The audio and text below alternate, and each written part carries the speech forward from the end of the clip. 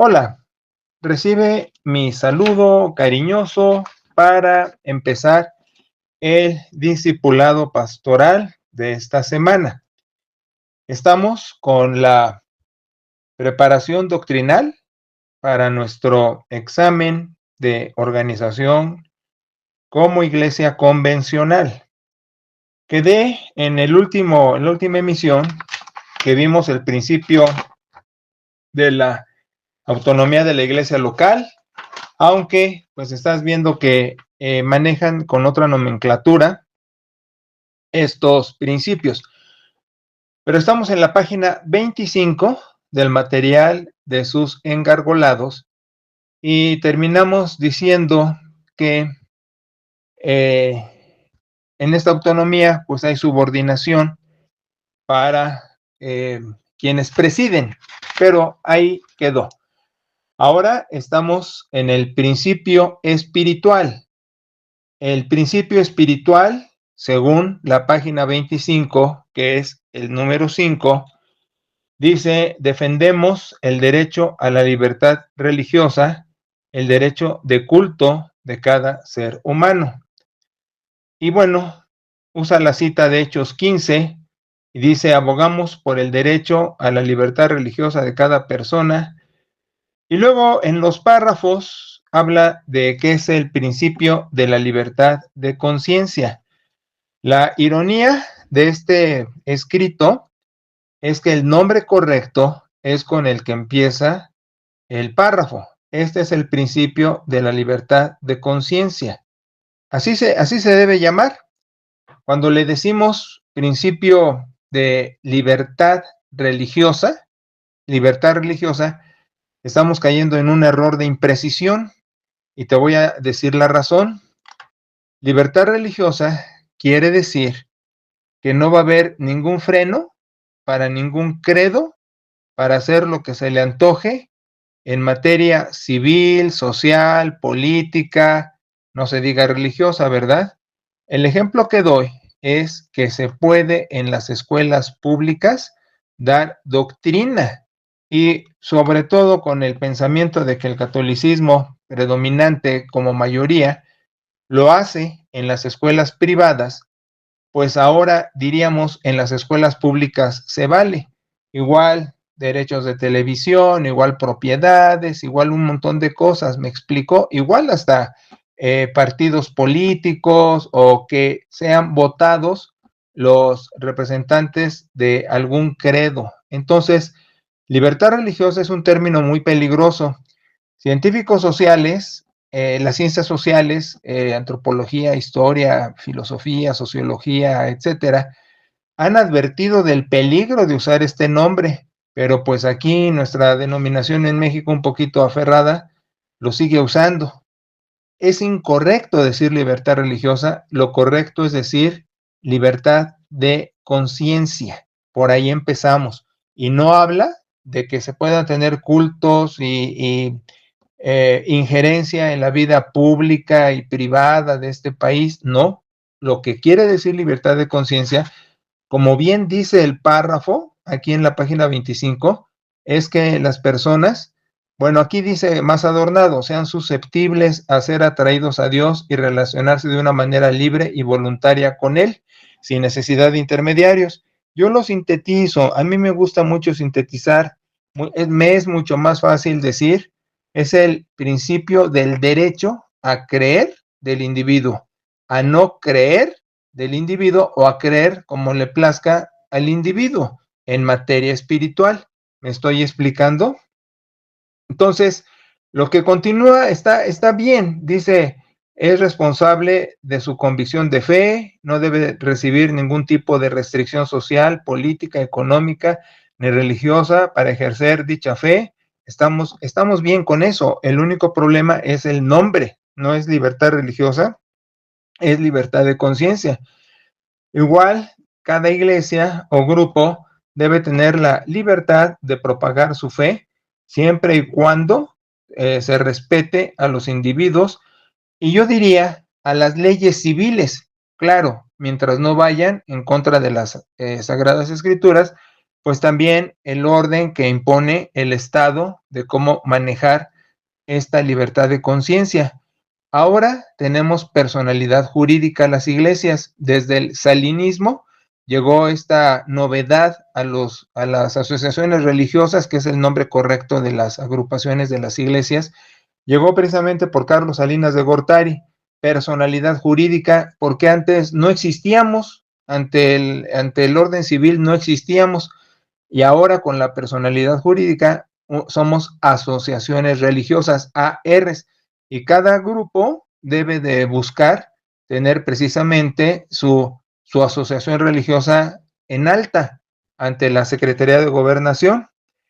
Entonces, continúo hablando aquí en la página 25 de sus engargolados, de que se explayan más, ¿no? Pero en una palabra, este principio es el derecho a la persona a creer o a no creer y a respetar eso de las demás personas. Fíjate, no se puede hacer imposición. Ahora, este principio tiene mucho valor también, no solo en la sociedad, y vaya, fíjate, inspiró a Benito Juárez para las leyes de reforma aquí que él promulgó. Fíjate, transminó tanto a nivel mundial este tipo de declaraciones religiosas que llegaron hasta oídos de Juárez y le ayudó en su toma de decisiones sobre leyes de reforma. Pero lo que yo te iba a decir es que esto en la vida de las iglesias bautistas, pues tiene relevancia, porque un problema al que he atacado yo por años es querer que las iglesias en nuestro país estén uniformadas, vistiendo igual, hablando igual, el mismo orden de culto, y aunque en la práctica sí se hace lamentablemente, en la teoría no debería de suceder, porque cada iglesia no solo es autónoma, sino también tiene su libertad de conciencia para decidir cómo maneja sus asuntos de fe, ¿te fijas? Pero cuando se dice en las iglesias bautistas, iglesias de la misma fe y orden, la idea que quieren dar es esa uniformidad. Y la cuestión de la denominación bautista es que las iglesias libres, como la expresión de la iglesia bautista, la denominación de la iglesia bautista local, es que cada congregación maneje sus asuntos como mejor piense. Ahora, el sexto principio en la página 25 dice principio político, separación iglesia-estado. Entonces dice, reconocemos por la separación iglesia-estado. Dice, no al Estado eclesial, eso me gusta, no a la iglesia oficial. ¿Y sabes qué? Eso me lo oyeron. Sí a la labor profética, denunciadora a la impunidad y a la corrupción. Esto es mío. No sé quién lo tomó, pero estas son mis declaraciones. Fíjate, por años yo he insistido con la denominación de hacer ajustes en sus articulaciones, en sus pronunciamientos, y esta es mi frase. Mira, nada más que no se me da crédito. Pero luego viene el rollo, ¿verdad? Que la iglesia, dice la iglesia de Jesucristo, cuidado, porque podría ser la iglesia de Jesucristo de los santos de los últimos días, y eso va a ser mormón, ¿verdad? Yo diría, la iglesia local no necesita el sostenimiento del poder civil, y que toda intervención de la vida pública en las iglesias no es lo que sostenemos nosotros. Ahora mira, te voy a decir otra cosa. Este principio está bien redactado con no una iglesia oficial y no un estado eclesial, y sí a que la iglesia denuncie lo que está mal de las autoridades, y tiene varias aristas. Primero, nosotros en la iglesia hemos decidido no opinar sobre cuestiones de estado, ni partidos políticos, ni protagonistas políticos, porque nos lastimamos, porque hay una división clara en el país, muy marcada, y eso también se expresa en grupos pequeños como las iglesias. En nuestro caso no es la excepción. Sí hay una marcada tendencia al no obradorismo y otro sí al obradorismo con el partido en el poder. Entonces, para no lastimarnos, decidimos no hacer pronunciamientos. Sin embargo, la labor de la iglesia sí es decirle al Estado lo que está haciendo mal. como labor profética, pues eso hacían los profetas, se ponían enfrente del rey y le decían de lo que se iba a morir. Ahora, aquí lo que yo diría es hacerlo a título personal, no embarrar a la iglesia, precisamente para no lastimar a congregantes que tengan una preferencia política en particular. Sin embargo, eh, hay otra cosa que quiero hacerte ver. Aquí usan mucho el texto, es casi de cajón, de que Jesús dijo, den al César lo que es del César y a Dios lo que es de Dios. Y hacemos una corrección. Mira, ese texto que dijo Jesús se refirió a contestar a la pregunta si daban impuestos a Roma, porque como Roma tenía subyugado a los judíos, pues no querían pagar impuesto y menos darle eso a los que cobraban como judíos para Roma, ¿sí? Mateo era uno de ellos, llamado publicanos. Entonces, la trampa a Cristo era, ¿pagamos impuesto? Y Jesús contestó, sí, ¿cómo? Pagan su ofrenda, ¿sí? Mira, por eso al César lo que es del César y a Dios lo que es de Dios es, sí, paga tu impuesto como también paga tu ofrenda. O sea, cumple las dos cosas, ¿me explico? O no por ofrendar niegues a pagar impuesto o por pagar impuesto te niegues a ofrendar. Pero medio mundo ha agarrado ese texto para hablar de que una cosa es el Estado y otra la iglesia. Y te voy a decir la razón. Lo que pasa que en el Nuevo Testamento no había separación iglesia-Estado. El Estado, bueno, y no solo en el Nuevo Testamento, sino en la historia del cristianismo, llegó muy, muy tarde una separación iglesia-Estado, ¿eh?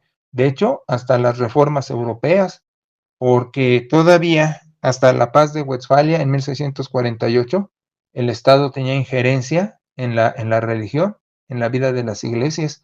De hecho, el monarca dictaba qué fe debía de haber. Pasó en Inglaterra, pasó en Alemania, pasó en Suiza, pasó en Francia, pasó en España, pasó en Roma, o sea, pasó en todos lados. Entonces, en el Nuevo Testamento no hay una separación iglesia-estado. El Estado regía la vida de las iglesias y de hecho las perseguía, no dejaba al cristianismo expresarse. Entonces, eso es una cosa que yo corrijo cuando dicen principios bíblicos bautistas. No, los principios bautistas son una declaración de lo que creemos como denominación, pero no están 100% fundamentados en pasajes bíblicos. Ahora te voy a decir otra cosa. Como la Biblia es un documento amplio, una biblioteca, tú puedes agarrar pasajes para justificar lo que quieras. Puedes justificar guerras, puedes justificar homicidios, puedes justificar adulterios, claro, agarrando mal los pasajes o sin contexto, como el que acabo de mencionar, de dad al César lo que es del César y a Dios lo que es de Dios. Cuando se usan los textos sin contexto, nada más hacía lo charro, pues tú puedes darles el pretexto que quieras. Pero cuando se usa la escritura para interpretarla con procedimiento hermenéutico de exégesis aplicado, correcto, pues ya no, como corrijo eso de dad al César, que es paga impuesto como paga ofrenda, no separación iglesia-estado. Insisto, eh, tenemos como denominación un grave analfabetismo que corrijo a la hora de estar haciendo esto, pero hago la señalización que tenemos que contestar como quieren oír las personas que van a estar en nuestro examen de organización.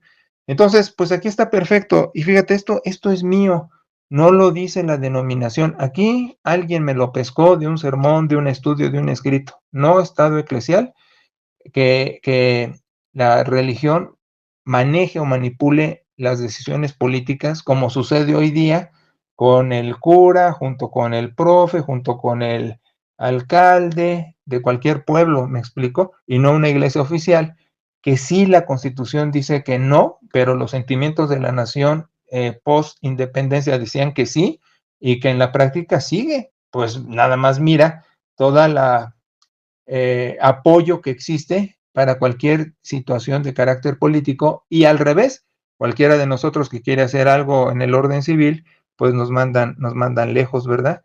Sí, a la labor profética, aquí es otra cosa. Esto tan es mío que no lo practica la denominación, porque por años, desde México, pasando por Jalapa a Zacapu, siempre he sido un antagónico al gobierno.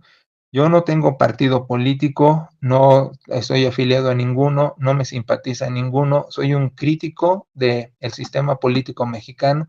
No me gusta que haya tantos partidos políticos, no me gusta el dineral que se roban, quiero decir que se asigna a cada partido político, no me gusta la cantidad de políticos que existen, no me gustan los plurinominales, no me gusta la Cámara de alta, baja, no me gusta nada, nada. Y por años en Jalapa salíamos en los periódicos, debo de tener por ahí, ya no sé dónde lo tengo regado, esos recortes de queja que salíamos en Uno más Uno, La Jornada, en el diario de Jalapa, en el gráfico de Jalapa, en muchos diarios fuimos noticia de nuestras declaraciones en contra del PRI, del PAN, del PRD en su momento, que esto fue ya mucho más para Zacapu, pero siempre diciendo que no estaban bien hechas las cosas y la corrupción tan enorme.